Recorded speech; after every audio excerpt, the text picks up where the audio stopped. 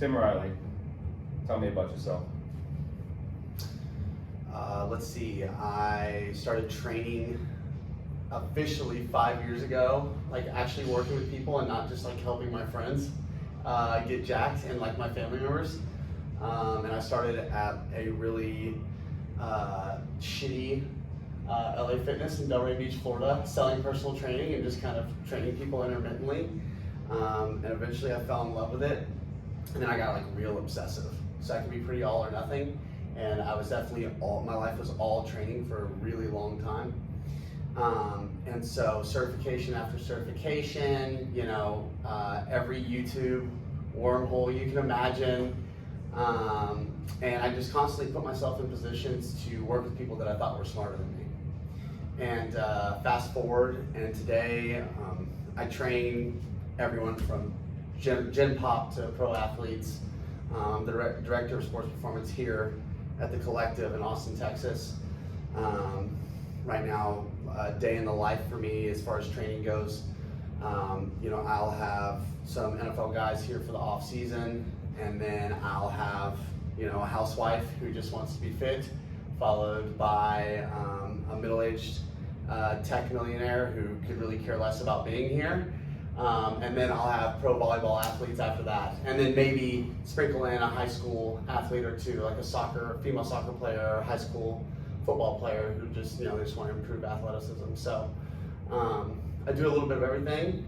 I've released a couple of programs, a knee pain program like yourself, and then also a training program called TKO. And I feel like that's really the next frontier for me. You know, I've had an opportunity to work with what feels like every demographic, and at this point in my career, it's all boring to me.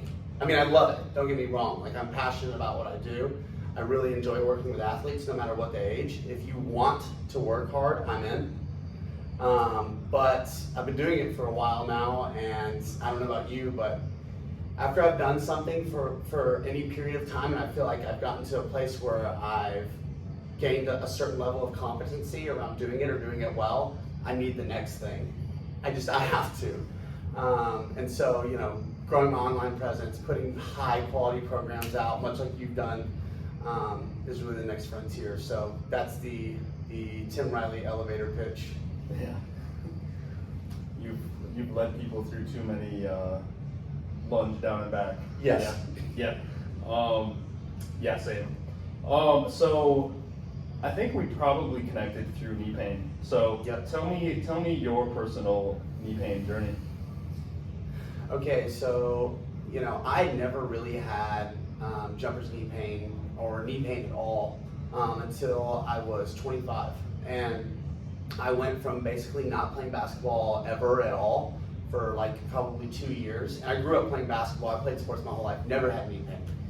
And I started working at that LA Fitness that I was talking about. They had a gym there. And I always loved basketball, and so I was playing like every day. And I started to get this pain in the front of my knees right below my kneecap. And I'm like, what the hell is going on? You know, like, I'd never experienced this before. And, you know, without knowing much about it, like, I was also like, I started training hard again, and I started doing like a lot of leg extensions and like a lot of deep squats, and the pain went away. And I didn't put the two together until, like, you know, now, of course, like 5-6 years later, I'm like, oh, like, I'm just directly training the quad and quad tendon, like, it got stronger, you know? But I didn't know that then, and I was just trying to lift and also play basketball. So it went away for a period of time, and then probably like 2 years later, I kind of got sick of just playing basketball and bodybuilding. Like, I wanted to, you know, my own personal training, I got interested in like conjugate and trying to improve my you know, total and sort of, you know, more powerlifting oriented. And I started low bar back squatting. And also at this time, it was, you know, common knowledge that like, if you were doing any direct quad training, then that's bodybuilding and that wasn't sport specific, you know? So I'm like trying to increase my weight totals on these lifts, like the back squat, bench, and dead. But I'm also not doing anything to directly train my quad or patellar tendon, and I'm playing basketball. So I'm low bar back squatting, very hip dominant. My quads aren't getting a training stimulus at all. And of course, I'm not thinking about any of this stuff at the time. All I know is that my total's going up, my squat's getting bigger, and my knee pain is going through the freaking roof. And like, it got to the point where, you know, I'd be so tender, not even from playing basketball or dunking. Like, that was out of the question. Like, my knee pain was severe just squatting, you know, lunging, walking upstairs. Like it hurt bad. And I'm thinking to myself, like, I'm doing all of the things. So, you know, now I go down this rabbit hole. And it's like, what do I need to do to fix knee pain? Well, at the time, the information that was out there was like foam roll and stretch. And like, that was as far as it got. And then I started listening to like Just Live Sports Performance podcast. And this is, you know, when it had like 3 episodes. And Isometrics, you know, everyone's doing Isometrics now. And Isometrics are the fix for everything. So I'm sort of haphazardly like mixing in Spanish squats, Isometrics, foam rolling, stretching, and I'm getting some relief, but never like an actual answer to the problem. You know what I mean? It felt like I was bailing water on a sinking ship. So, and you know, and this is like I feel like the story of anyone who's ever had a nagging pain or injury. It's so defeating because things get better and then they inevitably get worse, you know? And it's like, and it's demoralizing, you know, especially like for someone like myself. Like, definitely my athletic career had been over for a long time, but I like to fucking lift, man. You know, I like to play pickup basketball. Like, I want to be able to do things I want to do without having excruciating pain or paying for it for the next 2 days. And so, you know, I kind of did that for like 1.5 years, and then this is where I feel like things really turned the corner for me, and I started putting things together and getting more methodical around what I was doing, and it was only out of necessity. You know, they say like suffering is the touchstone of growth. Well, that's certainly been the story for me, particularly with my knees. I heard David Gray on Just Live Sports Performance podcast, and he was talking about co-contractions and getting the knee to stabilize and having, you know, encouraging intramuscular coordination and how that can have an impact on knee function. And I'm thinking to myself, well, shit, I've already done everything else. You know, maybe there's something to this. So right after the podcast, I listened to it, I slid in his DMs, and I was like, when can I work with you, man? You know, and he hit me back real quick, and I was working with him within a week. And at that time, I had started to sort of formulate my own ideas around what helped my knee feel better, and that was a lot of deep squatting and a lot of direct quad training. But it didn't quite get me over the hump. But then when I started doing David's stuff, in combination with that other stuff, I started noticing like significant, and it wasn't just getting better for like a day or two. Like, I would still have undulations where some days it was better, some days it was worse. But the difference is that it was trending in the right direction consistently. It was consistently getting better, and even when I did, like my tendons would blow up, like I would play too long or just do some dumb shit, you know, play back-to-back days or like have dunk sessions back-to-back days, whatever. The repercussions weren't as bad, and I got really like obsessed with trying to crack the code for myself around what is going to get me out of this, because I just had enough.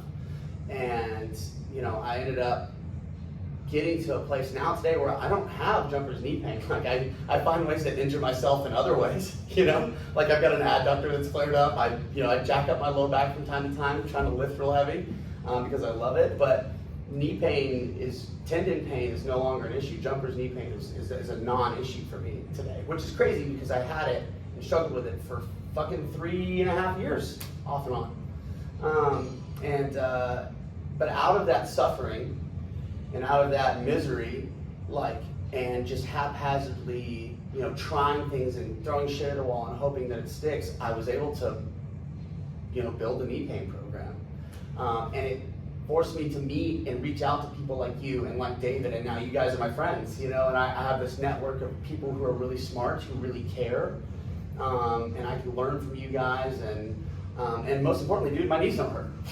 I mean, you know, how sweet is that? So I feel like that was a long answer, but certainly that is the answer. Yeah.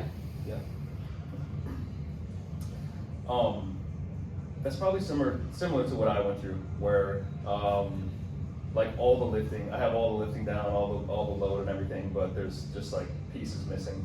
And yeah, it's like you find what you need and you use it, and then if it works, you're done. You know. And I think both of us, we probably just had to try everything. You know? Yeah. But there are people that just need to try one thing and they're good. Yep. So for you, you've worked with a lot of people who come to you with knee pain. So what do you typically see that they need to work on? Like what are going to be your like most important things? Well, you know, the thing that's usually most glaringly obvious, it's two things. One is usually there's usually one side that's more affected than the other.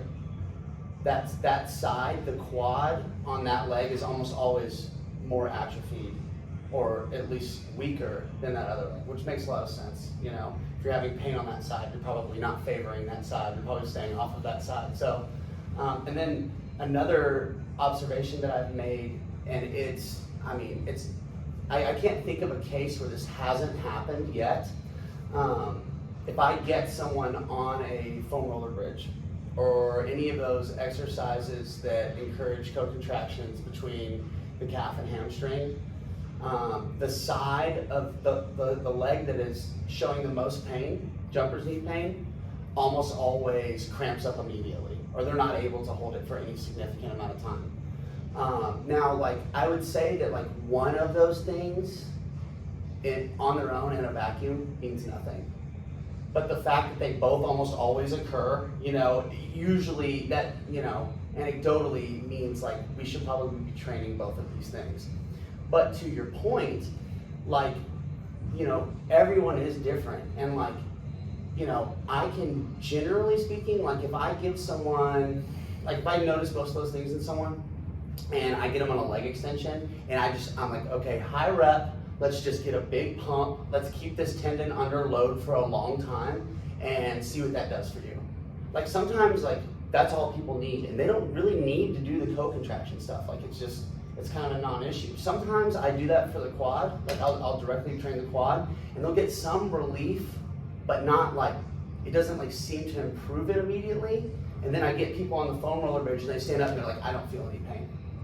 So what I've come to is the conclusion, it's like, I'm gonna kind of, my approach is more scorched earth, where it's like, we're just gonna do all of it, you know?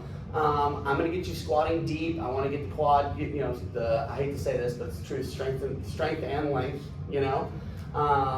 Unless it aggravates or irritates it, you know, unless it causes significant pain or discomfort. Probably lots of direct isometrics to the patella tendon, and then co-contractions on the backside and try and progress them. And really, you know, there's different levels of exercises. I know you've seen David's lower body basics, but for those of you who haven't, you know, there are more complicated and more difficult versions that ask for a higher demand of coordination between the calf and hamstring. And I'll just scale them first by time, and then by exercise difficulty, and then by time again. And for most people that I've worked with and successfully helped them recover from knee pain, or, you know, and that's the other thing too, man. Like, sometimes you're not gonna be healed 100%. You know that. Like, you can get a lot of reprieve, but maybe it's something that just shows back up still from time to time. So, but anyway, what I find is like if I'm doing all of those things, isometrics for the quad, getting quad pumps, getting the quad stronger, and then doing the biomechanics stuff on the backside, for most people that seems to just take care of everything, and you know, I don't have to do some in-depth assessment apart from just like taking the observations of, okay, is this quad weaker on this side? We should probably train that. Are they doing a really shitty job of trying to coordinate staying on this foam roller in this bridge position? We should probably prioritize that. So Jill Cook had said, like, my podcast a few times, like, you can't have patellar tendon and patellofemoral at the same time, and I'm at the point where I'm like, doesn't matter, you know? Does not matter, because you're going to address what you're going to address. Yeah. Usually they're going to be similar things. But I think last time I came to Austin, we were talking about the Vastus Lateralis. You can get that like big Vastus Lateralis, and then I talked to like 5 different guys on different occasions, and it's like the same thing. I was like, this is crazy. Why does this happen? You know, so tell me your experience with yourself, with people, the big Vastus Lateralis. Yeah, so, I had like a Vastus Lateralis, absolutely no VMO. Like my distal quad was virtually non-existent. And this is something I forgot to mention about my recovery journey, is that something that I did find helped along the process of helping me like sort of get out of this pattern of using my Vastus Lateralis for everything, at least like, knee extension related, was dry needling. So that helped me a lot. Now here's the catch with that though. It only really helped when I was doing it regularly, like once a week. And it's not cheap. Fortunately, like, because of the industry I'm in, and I've been really fortunate to be well connected in the city and just meet the right people. Like, one of my best friends is a really high level chiropractor, and he dry needlings and and plays a very important role in his practice. And so I could like train him, and then he would dry needle me, and like there's nothing magical about it. Like, what's happening is the same, sort of theory behind like foam rolling. Like, foam rolling doesn't fix anything. It doesn't change tissue, but will it like, reduce the tone of that tissue? Yeah, it will. Like, it does that. Like, you can't, and it's the same thing with dry needling. Like, are we making structural changes? Absolutely not. But if you've ever had it done, you know that like it's gonna change or drastically reduce the tone in that muscle, albeit may for a short period of time. But if I'm trying to train my BMO and I'm training through these deep ranges of motion in the squat pattern or in a lunge pattern, I'm actually getting my knees past my midfoot. It doesn't even have to be my toes, but like I'm getting my quads to work, and I'm trying to do that, but my Vastus Lateralis is doing all the work. Well, it's probably not going to do a lot of good for me in getting out of quad tendon pain, right? Like, you need a well-developed quad, in my experience. So dry needling certainly helped. Doing things like foam rolling and trying to stretch that VL prior to the session does seem to bias allowing for the rest of my quad to show up, particularly, that distal quad and the VMO to show up in my knee extensor exercises in a way that's a little bit more involved. Yeah, it seems to go with the squat pattern that you see with the knee pain, where they don't want to bend the knees. Yes. When I talked to Alan Seffer, he was like, the Vastus Lateralis is a knee coming backwards muscle, and the VMO is a knee coming forward muscle, which was an interesting. That makes a lot of sense. Interesting way to put it. But so when you were squatting, I guess I got into squatting the same way. Low bar, just using all your hips because of the powerlifting, and I guess just squat more weights. Yes. So and now I'm kind of thinking of like two camps, where someone presents with anterior knee pain. They're probably going to squat like that, or they could just be a very knee dominant person and they're just overloading. So like but anyways, I think when pain shows up, they're going to have that more hip dominant squat. So how do you coach people to not squat like that and to get their pelvis to go more straight down? So yes to everything you just said. Yeah. So I do find more often than not that athletes who are experiencing jumper's knee do tend to present more hip dominant. And it's like one of those things, like, is it a chicken or the egg? And has this happened because they are using a more hip dominant strategy and their quads therefore are not being developed to like withstand the amount of force and power that they're actually capable of producing, or like, rapidly stopping or whatever, or changing direction? Or have they adopted this hip dominant strategy because they first experienced knee pain and now they're just not loading into the quads? And like, I've arrived at the conclusion, like, it doesn't fucking matter, because either way it's not the right pattern to be able to, in my experience, recover from jumper's knee pain. Like, you have to get more knee bend actually. And so I really like to put, and here's the thing, like, I see it, I have some pro volleyballers that, like, I'm like, hey, do a box jump. And I'm like, it's just an RDL. They're doing like a power RDL and landing on the box. And you kind of have to slow people down and point it out to them. Like, I'll record it and be like, look at this. What looks weird about this? Like, I'm not using my knees. I'm like, yeah, you play volleyball. You need to use your knees. And so usually the easiest place to start is get people on a slant board And like, depending on the severity of the knee pain they're experiencing, you know, I'm probably gonna lean on some of the stuff that I've learned from you about the protocol prior. So like maybe I'm doing Spanish squats for 45 seconds, maybe I'm doing a leg extension iso, something to just, you know, allow some relief so that they're not experiencing either any pain or a lot of pain while trying to adopt this new movement pattern, right? Because that's not ideal. Because from what I know about pain is that I don't know a lot about pain. It's an enigma. But something that makes a lot of sense to me is that if someone is training in a range of motion with pain, they're going to associate it with pain, which is exactly why people end up in that hip dominant strategy. So I'll put them on a slant board, front load them, you know, and we can start with something as simple as a goblet squat. If I had a leg extension in this building, that would probably be the lowest hanging fruit of like, hey, let's just get the knee bending and get it to a place where you're not experiencing a lot of pain, and then getting them on, you know, a heels elevated goblet squat where the knee is the joint that's doing all the work and bending, and just doing it with a weight and with a tempo and an intensity where it's not flaring up the knee, but they're getting a good quad pump and they're feeling their quads, working for probably the first time in a long time. And that's generally what I find is like, it doesn't take much weight. I don't even have to manipulate tempos or anything like that. Like, do 15 reps and hold this, you know? Try and stay upright, and their quads will get smoked. And that's good. They probably need a lot more of that.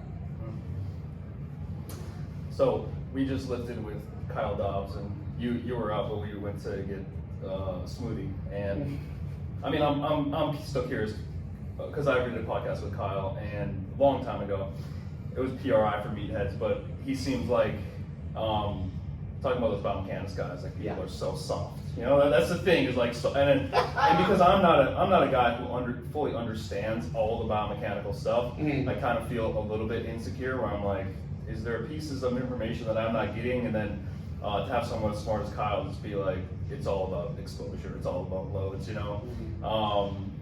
And when we go into the biomechanical side of jumpers knee, I think people can get neurotic and be like, well, my foot isn't pronating and my hip doesn't do whatever. So you've seen a lot of people in your time treating a anterior knee pain. How specific do you get with the biomechanics, or is it really just what you just said? Yeah, dude, that's it. I mean, I've gone down the rabbit hole to the precise extent that I've found, like, you know, how much of this is practical and applicable in a way that's going to affect change in the populations that I'm working with. Like, at the end of the day, you know, speaking of Kyle, he posted a really good question a while back on his Instagram story. He said, are you more outcome driven or process driven? What's more important to you and why? And most people selected the outcome, you know, but a lot of people selected the process as it being more important than the outcome, and that blew my fucking mind.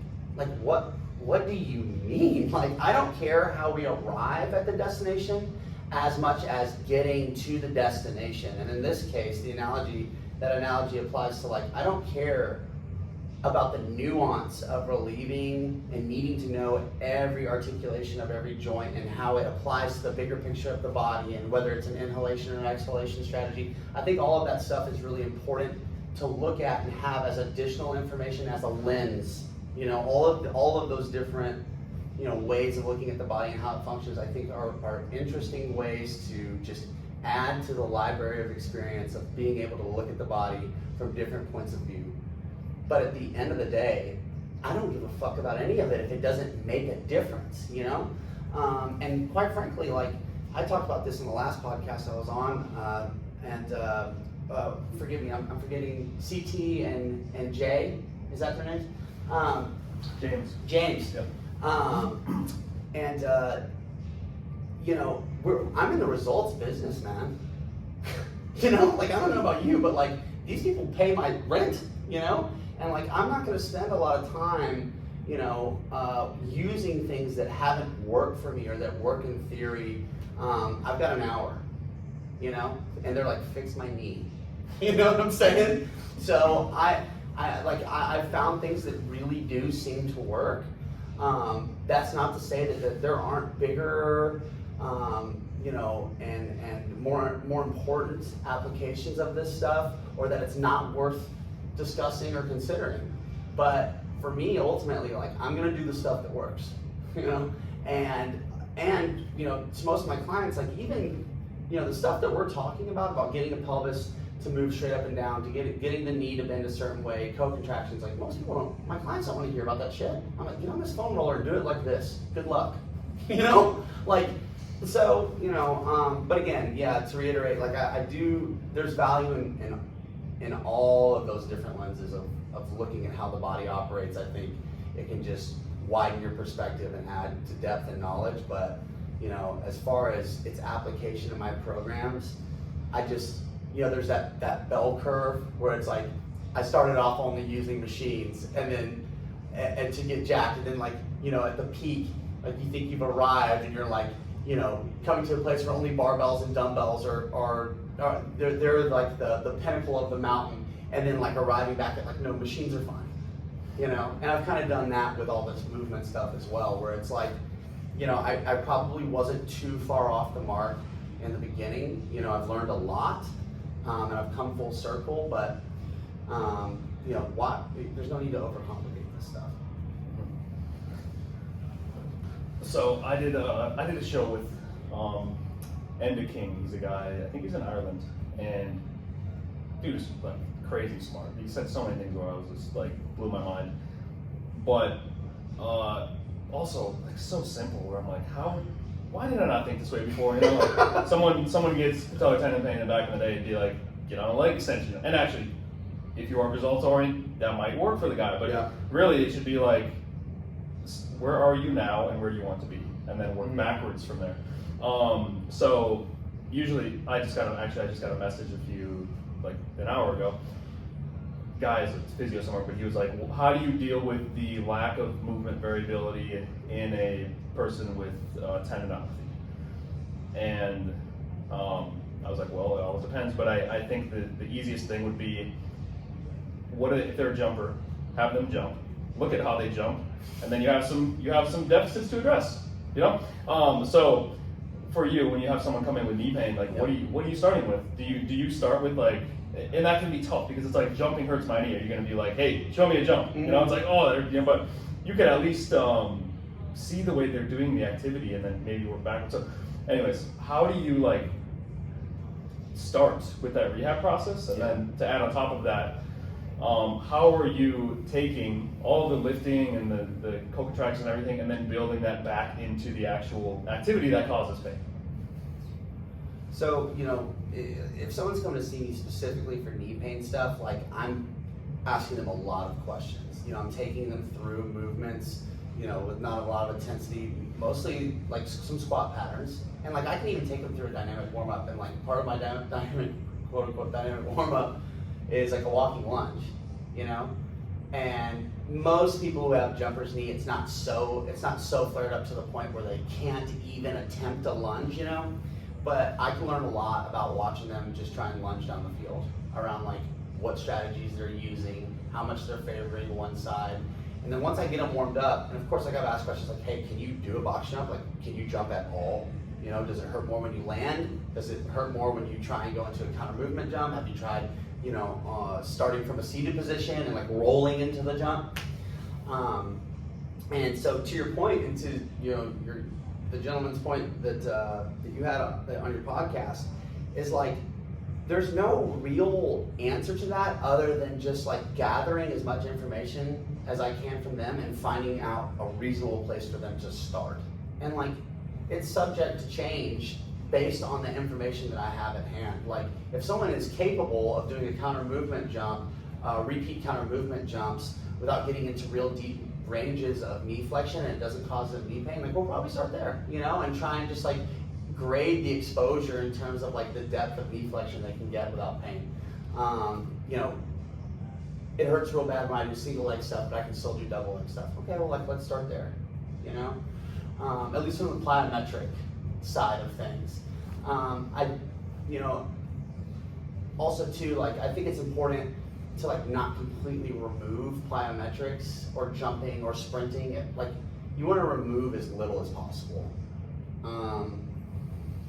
because you and I both have talked at length, you know, off air on this about this phenomenon that occurs when you go from, you know, having a lot of volume, a lot of jumping, a lot of running volume, you have knee pain, or you don't, for whatever reason. Let's just say you're out for 2 weeks, and you can still be lifting, but then you go back to jumping or playing your sport, and it feels like you're back at square one, you know? So I guess that's an all over the way place of saying, like, it's person by person. I'm gonna get an idea of what they're capable of. And like, here's the other thing too, man, like some of these volleyball athletes I got, like they can't not play their sport. They're pro athletes, like they're playing their sport, you know? So it's like, for them, you know, if it's like a gen pop person, like, hey, like let's not do the thing for a while that really pisses it off and do everything else that we can that I think is gonna be helpful. But like for them, it's like, well, shit, like that's not an option. So let's just double down on the things that I feel like long-term are gonna get you out of the hole, and, you know, hope that we're able to get you through the season. And then once I have you all to myself, then we can start to take a look at, you know, removing some of the things that really seem to be agitators. So we're both into the jumper's knee because it ruins your life. But I can assume most of the athletes you see, let's talk to your pro athletes, they don't have it, or maybe they don't even have an injury, they're just healthy. So what's it look like for you to be training these people? What are you doing? So, you know, a lot of it comes down to the amount of time I have with them and how big the group is of guys or girls. You know, a lot of the training decisions that I make, and like how much help I have. You know, like there are some things that I can program that I can have 12 NFL guys doing if I have 2 interns with me. If I'm by myself, like some things are gonna probably change for that day depending on where they're all at. Injury history matters, like, you know, and to be fair, let's go with the original, the healthy, you know, athletes. My approach to training has evolved over time, and I've gotten to a place now where I really think the answer has been more about, like, sport specific. I don't even know what the fuck that means. You know, I think like I'm athlete specific in the sense that like what, and like you can learn a lot. Like pro athletes, you know, they're not naive. Like they've had training their whole life. They've been working with trainers. They've had strength staffs. They can really sniff out bullshit real quick. If I can go, a lot of times I'll start by going to like, what do you feel like you need? Like what's the hole in your game? Like what do you got problems with? And then like, you know, I'll take that information. And then once I think also too, is like just getting them training, just getting them moving, I can start to see, I'm like, this guy needs more quads, or this guy does everything hip dominant. And it's a lot less around like trying to fit a square peg in a round hole that is my program, and a lot more focused on like, what are the things that this athlete can benefit from the most, and let's prioritize those things. Because they're obviously really good at something. You know, and I think like the idea being like, let's get an idea of like what the lowest hanging fruit is for this athlete, and let's train the shit out of that stuff, and we're probably going to end up with a more robust athlete. And that, in my experience, has been the answer to, you know, indirectly improving performance on the field. It's like, let's just make you a better, more well-rounded athlete by focusing on the things that you need the most, and like everything else will fall into place because you got to where you're at without me. And you're, you know, and like wherever you end up, probably is not going to have that much to do with me. So in the finite time, especially with the NFL guys that I have with these guys, it's let's keep in just enough of the things you're good at to maintain those qualities, and let's try and bring up the qualities that you A, feel like you're lacking, and B, the ones that I think are going to help push you towards that ultimate goal of just being a better athlete. And so in that sense, like, you know, I may have, I'll use an example. Like, I have some really good naturally knee dominant squatters. Most of my NFL guys are pretty hip dominant and can probably use a little more knee dominant movement. And so like on a squat day, like I'll break them up, you know, and like maybe some of the guys are doing more hip dominant like box squats, and maybe some of those guys, like I have their heels elevated and I'm asking them to drop all the way down to the floor, and those are ways that I can train 2 different ends of the spectrum for them, it being a big group and it not take away from the experience of the group as a whole. You gave an example, but I want to make you give more examples. Okay. So when I look at myself with the jumper scene, it's like, or anyone, I'm always like, if you've had it chronically, there's something obvious that's missing. There's always something obvious. Yeah. Be honest with yourself. So like for me, coming from powerlifting background, bodybuilding, like it's my ankles. Like if you want to say ankle stiffness, they just don't do a whole lot. But I get away with it because my legs are so strong. I can get away with it. But when my knee flares up, it's like, have me go and do a hopping exercise and I can't even hop. Yeah. So if I can't do a hop, you think I'm gonna be, I can obviously get around it and dunk. And as long as my tendon warms up, I'm fine. But that's like the very obvious deficit of like, I can't even hop on one leg. Yeah. You know? But that's me as a lifter. Maybe, I don't know if you have the same, probably anyone who is heavier who gets into dunking is like, they probably use a lot of their muscular power and probably don't have the type of robust ankles that could help alleviate some of their knee pain. But so when you're seeing these pro athletes, you gave that example with like the knees. Mm-hmm. What are some more like, because you want to train them, but it's like, can you find obvious deficits and be like, okay, you need to work on this. We should add a little bit of this. So can you give examples? What do those look like? Yeah, I think some other examples might be like, here's a good one. So I've got, and they're both in the same group. So this might be some good information. I have a D lineman group. They're the last group of the day, and I have these two athletes, and they're both just freaks of nature. One is way more muscular driven. Like, he's a freak. He's benching, 355 for reps. He's in here trap bar deadlifting 605 for many reps, and he just puts the bar down because he's bored. You know what I mean? Like, strength is not really that's not the bucket that he's going to benefit from most of his time here. He's going to benefit more, but then again, you see him on the turf and in warm-ups. I have almost all the athletes do this really extended plyometric warm-up where they're doing a lot of like extensive plyos, and then we build up into more like some more intense plyometric variations. And like I'm watching him and I'm saying to myself like this is probably something that would help him develop as an athlete. It's like more contacts. And then the guy next to him, who is almost equally as strong, not quite, but was a former track athlete, 110 meter hurdles, 265, 270 pounds, and watching him bound is like a deer.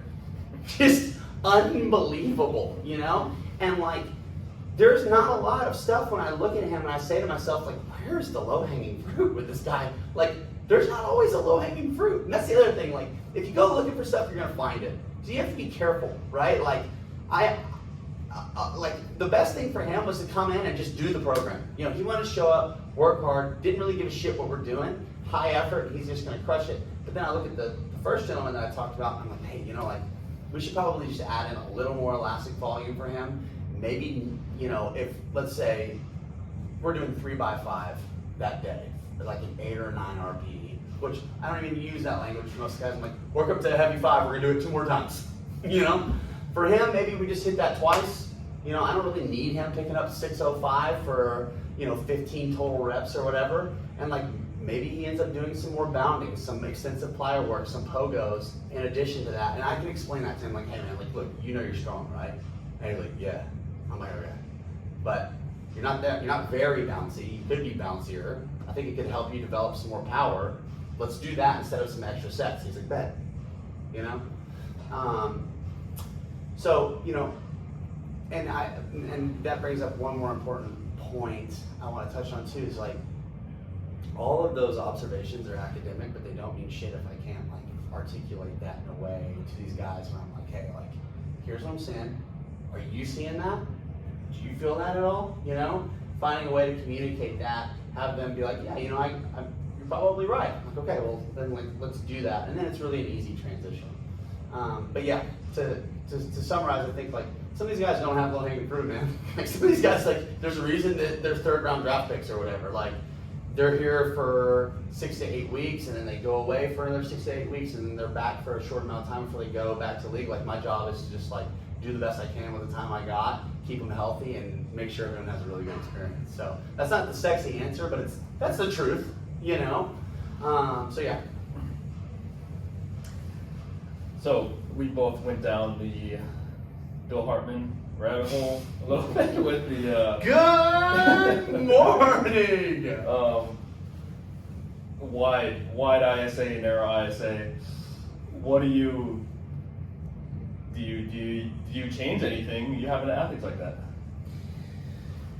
No, I don't, man. Really don't. So, you know, I don't use Bill Hartman's stuff in that sense of like where I'm like, oh, this is a wide or a narrow. But like, I can look at a guy's build and like, I'm working with this kid, young man. He's trying to decide right now if he's going to go like G League, enter the NBA draft, or come back for his like redshirt fifth year senior situation. Basketball player. I don't know if I said that already, but he's a freak. I mean, like, I have him in here doing that, you know, a variation of that plyometric warm up, and the kid's just got complete springs, right? But he's kind of weak, you know. And go figure, he's a narrow, you know. But like, I don't need to look at someone and go, oh, you're a narrow or you're a wide. I'm like, I can just watch you move and have you go through one training session and be like, you need to get stronger. Like, that's where we can benefit. You know what I mean? Is that my phone? Sorry for everybody out there. So, or, you know, on the other end of the spectrum, like, and I'll use that lineman, right? Like, he's 100% a wide. I haven't measured him, but like, if you saw him, like, that guy he's the widest wide of all time, you know? But he could probably benefit from some more plyometric work, and I didn't have to like measure his rib cage to see that. But I do think that like that Bill Hartman rabbit hole, because I was talking about like, you know, these larger implications for taking the time to go down those rabbit holes and the experience that you gain from that and being able to just look at things through a different lens. Like, I probably wasn't thinking about that stuff like that until I came across Bill Hartman.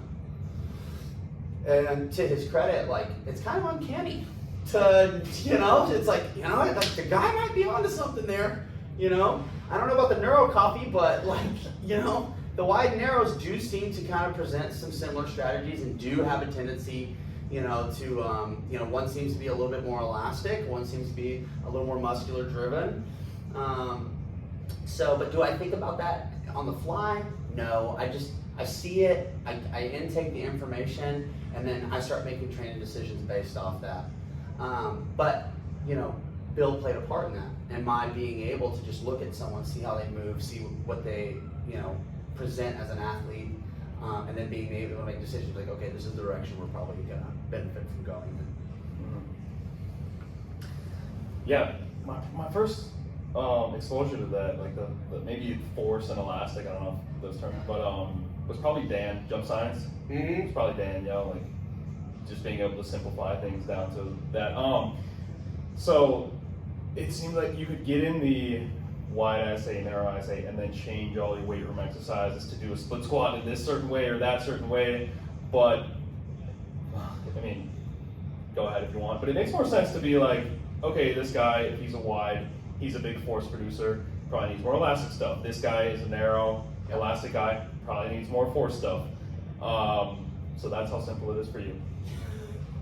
I mean, yeah, it is really, and like, and again, like, it's not even about the wide or the narrow. It's just like, where do I, what part of this guy's pie chart do we need to develop? You know, like, is his only strategy for being, you know, the kind of athlete he is completely reliant on his ability to just be elastic?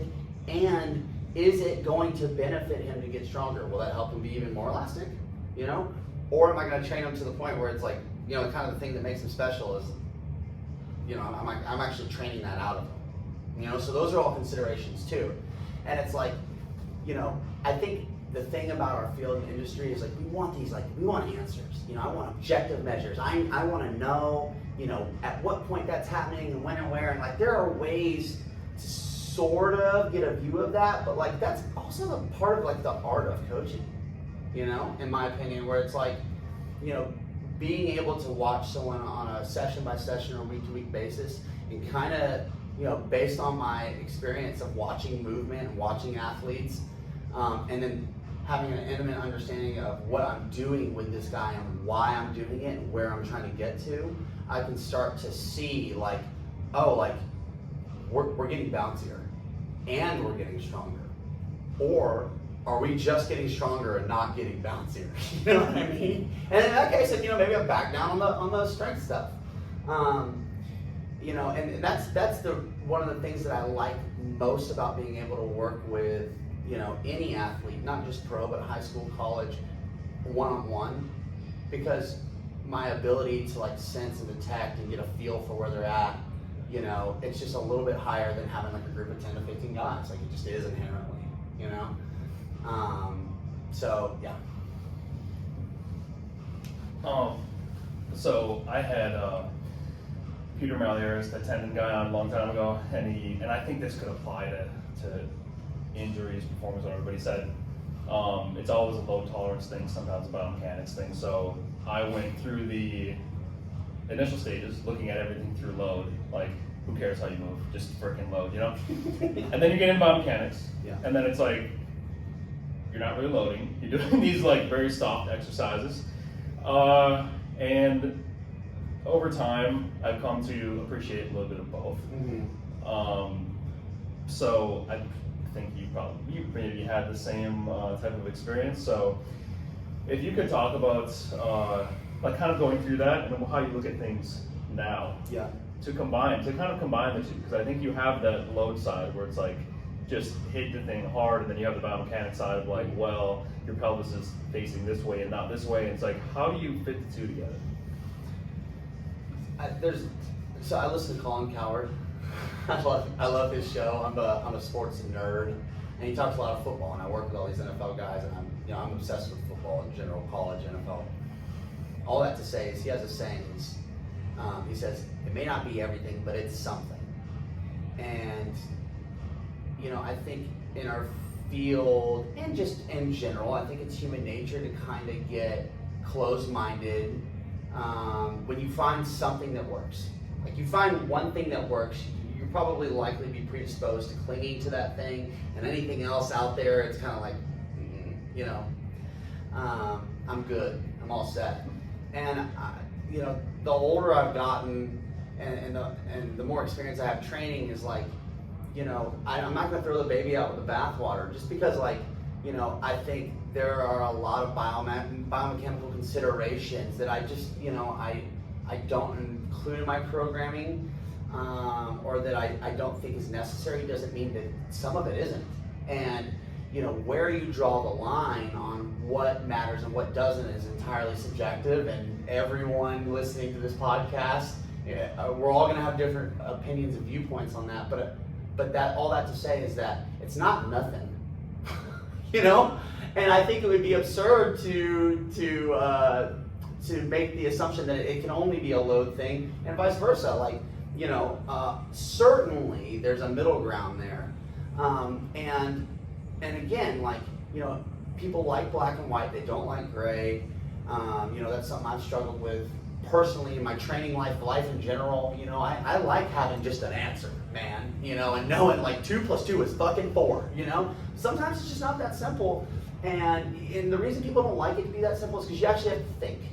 And you have to use your mind, and you have to fail, and you have to problem solve. And so, you know, what I've arrived at through failure and through problem solving is like they both matter. Now, to what degree with each person, you're going to have to do some more experimenting and some more tinkering. And, you know, I heard Cal Dietz say this a long time ago. He says, I had to crack a few eggs. Well, fortunately, I haven't had to do that. You know what I mean? I don't have guys split squatting like 600 pounds or whatever. But, like, yeah, like, and it's obvious, like, again, and this comes back to what we talked about at the beginning, like, process and outcome. Like, I'm more concerned with the outcome. And if that outcome means that, like, I spend more time focusing on co-contractions and intramuscular coordination as opposed to loading a tissue or loading the tendon, all right, cool. You know, I don't fucking care. You know, like I don't. You know, if I look at the pie chart around like what part of this training program, like what needs to make up, you know, the meat and what's the potatoes, like I don't care. It means nothing to me. Like what formula is going to be the best formula? Sometimes it takes a few sessions. Sometimes it takes a few weeks. You know, but if I'm most interested in getting it right and not being right, then that's how it's going to look. It's impossible to have just an answer. And that's why when I hear coaches say it depends, I'm like, okay, it does. But I need you to elaborate on that and tell me how it depends. And hopefully the explanation I just gave you is adequate. Yeah, I had a guy yesterday. It was like patellar tendon pain, and the quad, the like extension iso does not decrease pain nearly as much as a foam roller to the quads does. And he was like, I am so confused. Can you please help me? Whatever. And it's like, who cares, man? It decreases pain. Yeah. It decreases pain. I don't know. Yeah. Do it. Do it. Yeah. So, like, why don't you gotta message me then? It worked for you. Yeah. Now, if you're not gonna be able to improve your function of the knee, then you got another issue because you might just be stretching. But yeah. So let me tell the people where to find you. Yeah. Tell them the product. Tell them a little bit more about the products you got online. Okay. Okay. Yeah. So the best place to find me is on Instagram at Tim Riley Training. My website will be up and running soon. Hopefully by the time this is released, it'll be ready to go. Website. Yep, timrileytraining.com. You'll be able to find it, the link in the bio. And I have two products out right now. One is the knee pain program, a comprehensive guide to improving jumpers' knee pain, where I lean heavily on people like Jake and David Gray, who have done a lot of work on their own, and I've kind of taken the things that worked for me from them, and then I added in a lot of my own stuff. So it's actually it's a 4-phase training program. Like your legs are going to get you're going to get stronger, and it has all the elements that I talked about earlier. And then also too, I have a new training program out called TKO. And it's a 9-week program, and there are elements of triphasic with some French contrast, and then for 2 days, and then the other 2 days is hardstyle kettlebell stuff. So if you want to get after it and get a little more athletic,